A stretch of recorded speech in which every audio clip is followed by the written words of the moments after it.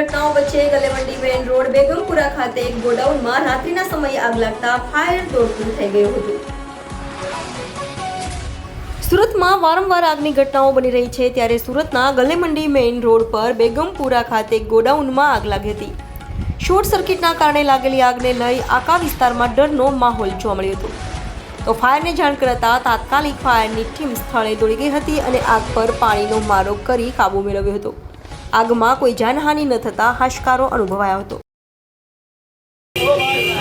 Fire officer Mahesh Patel Kachipur fire station हमने fire control में call मारा कि बेदरपुर सापड़े फेरी बंद मकान में आग लगी धुमाड़ा निकले से कॉल मारा હતો અને તાત્કાલિક ઘટના થોડી આવીને જોયું તો બંધ મકાન હતું અને ધુમાડા બરાબર નીકળતા હતા અને પાછળના આગળના ભાગે જે શટર હતું શટર તાળ તોડી અને ખોલી દીધું હતું અને પાછળના ભાગે જે દરવાજાને આપણે તોડી અને પાછળના સાઈડ જે મોટર હતી પાણીની મોટર હતી પાણીમાં શોર્ટ સર્કિટના લીધે પકડાઈ ગયેલું હતું અને આજુબાજુમાં આપણે પાવર ટૂલ્સના સાધનો હતા બોક્સ હતા એ પકડાઈ ગયેલા હતા અને અમે આવીને તાત્કાલિક કંટ્રોલમાં લઈ લીધી।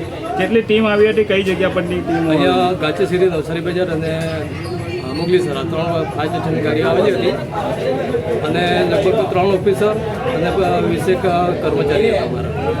કોઈ જાનહાની એવું કંઈ? ના, બંધ મકાન હતું, જાનહાની કશું નથી।